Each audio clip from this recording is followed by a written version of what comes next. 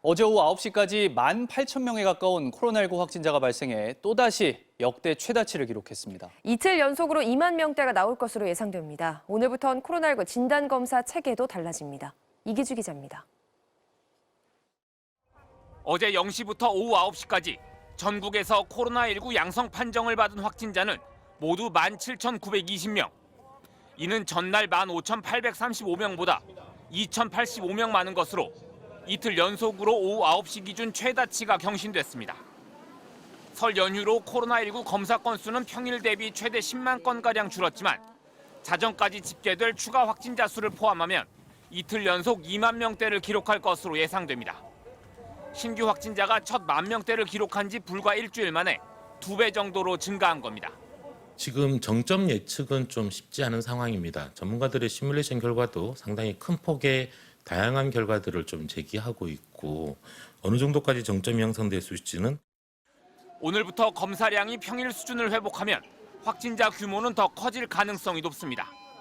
정부는 특히 검사 양성률이 9% 안팎으로 연휴 전보다 3.5%포인트나 증가한 데다 아직 검사에 참여하지 않은 확진자가 더 있을 수 있어 2월 한 달이 고비가 될 수 있다고 내다봤습니다.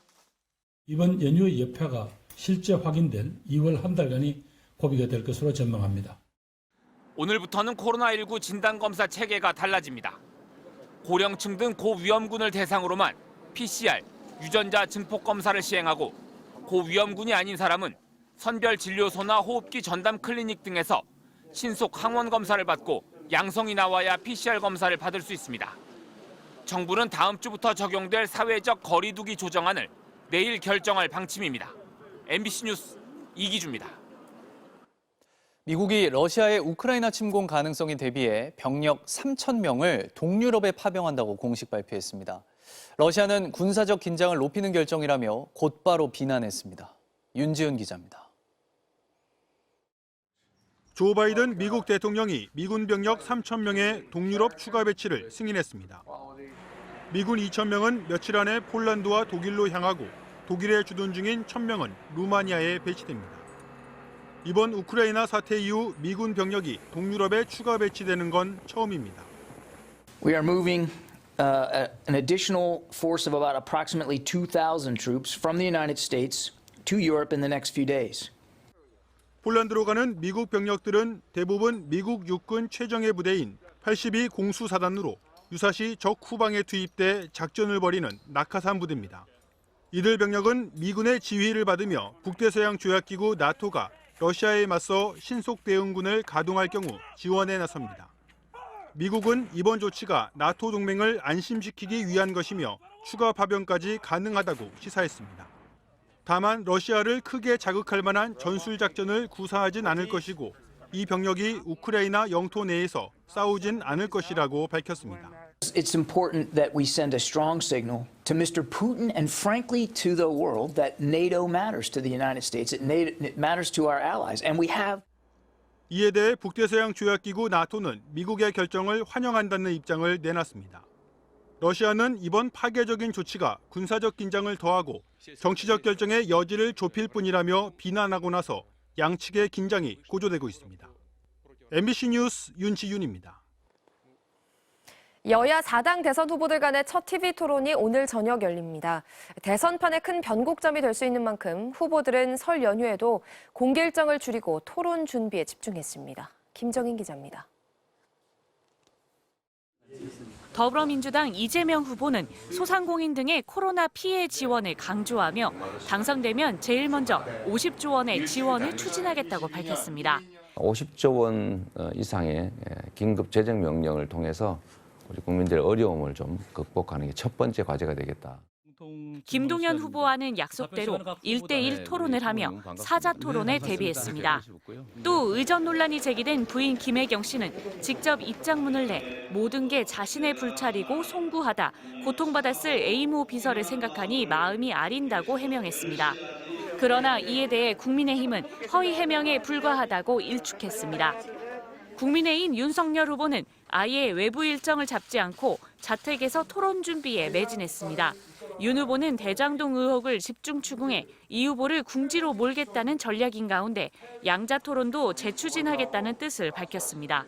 3, 4일 뒤에 혹시 이재명 후보가 응한다면 저희가 양자 토론을 제의할 것을 검토 중에 있습니다. 국민의당 안철수 후보는 딸 안설이 박사까지 온 가족이 함께 코로나19 의료 봉사에 나서며 가족 리스크가 없다는 것을 강조했습니다. 또 과학기술을 통한 미래 비전을 제시하겠다며 토론에서의 자신감을 보였습니다. 토론은 굉장히 많이 해봐서 뭐 그렇게 크게 부담이 되거나 그런 건 없습니다. 정의당 심상정 후보는 새벽에 남대문 시장에서 칼국수 장사를 해온 60대 여성을 만나 명함 없는 여성 노동자의 삶을 빛나게 하겠다고 말했습니다. 또 돌봄자 수당 제도와 왕경기 주치의 제도를 도입하겠다고 공약하며 토론에선 양당 후보의 의혹을 확실하게 검증하겠다는 전략을 밝혔습니다. 대선 후보들의 첫 TV 토론은 부동산과 외교안보, 일자리를 주제로 저녁 8시부터 2시간 동안 생중계됩니다. MBC 뉴스 김정인입니다.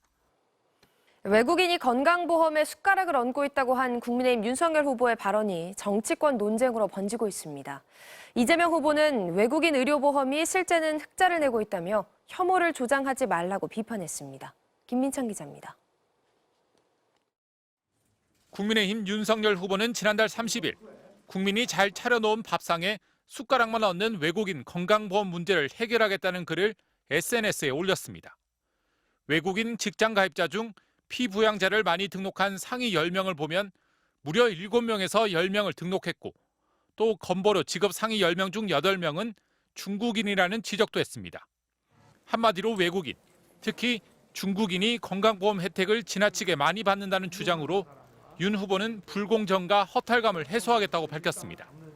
그러자 민주당은 윤 후보의 주장은 사실과 다르다고 했고 이재명 후보도 외국인 혐오 조장으로 득표하는 극우 포퓰리즘이라고 비판하고 나섰습니다. 실제 통계를 보면 지난 2020년 외국인이 낸 건보료는 1조 5천억 원대인 반면 받아간 돈은 9천억 원 규모로 5천억 원이 넘는 흑자를 기록했습니다. 최근 4년으로 확대해봐도 무임승차가 아닌 건 분명합니다. 2017년부터 4년간 약 1조 5,595억 원의 흑자를 내고 있습니다. 따라서 숟가락만 얹는다는 윤 후보의 주장은 사실이 아닙니다. 피부양자 규모도 지난해 9월 기준 가입자 1명당 외국인은 0.4명이지만 내국인은 0.97명으로 2.4배 더 많습니다. 사실과 다른 부분이 많다는 지적이 나오자 윤 후보 측은 외국인의 과도한 피부양자 혜택을 지적한 것이라고 반박했습니다. 또 일부 외국인들의 건강보험 부정수급, 이른바 먹튀를 막자는 게 외국인 혐오냐고 맞섰습니다. 의료제도의 문제점을 개선하자는 주장을 극우 포퓰리즘으로 몰아가는 것은 아무 말 대잔치이자 흑색 선전에 불과합니다.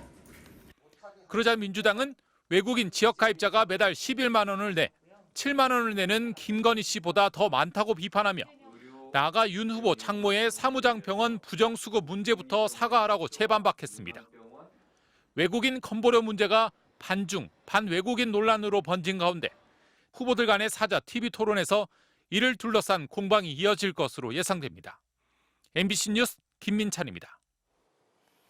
더불어민주당 이재명 후보가 문재인 정부 경제부 총리 출신인 새로운 물결 김동연 후보와 1대1 양자 토론을 벌였습니다. 재정 건전성과 문정부 경제정책 등을 두고 공방이 오갔는데 일부 대목에서는 공감대도 형성됐습니다. 남효정 기자입니다. 이재명, 김동연 두 후보는 코로나19 피해 지원을 추경을 통해 해결해야 한다는 데 공감했지만 재원 마련 방안에 대해서는 의견이 갈렸습니다. 이재명 후보는 위기 극복을 위한 재정 역할을 강조하며 국채 발행을 언급한 반면 지금이 위기 시기다. 그러니까 국채 발행을 두려워하면 안 되는 거죠. 김동연 후보는 정부의 빚이 된다며 지출 구조 조정을 내세웠습니다. 저는 오랫동안 재정을 책임졌던 사람으로서 우선 이번 것은 30조 구조조정 얘기를 했습니다. 김 후보는 이재명 후보가 650개쯤 되는 공약을 냈는데 재원은 다 따져봤는지 물었고 이 후보는 가용한 범위를 정해놓고 그 안에서 조정해가고 있다고 답했습니다.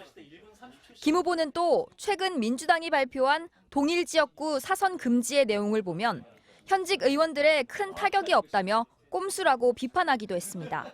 부칙에 지금까지 다선 의원들은 다 초선으로 인정을 해요. 지금의 다선 의원들이 3선이 되려면은 2032년인가가 돼야 됩니다. 김 후보가 요청한 1대1 토론을 받아들인 이재명 후보는 김 후보를 경제 관료 출신의 전문가로 추켜 세우며 정책적 공통점을 적극 부각시켰습니다. 정책이 이념화되면 안 된다. 저는 100% 동의해요. 그 점은 저도 공감한다는 말씀드리고요.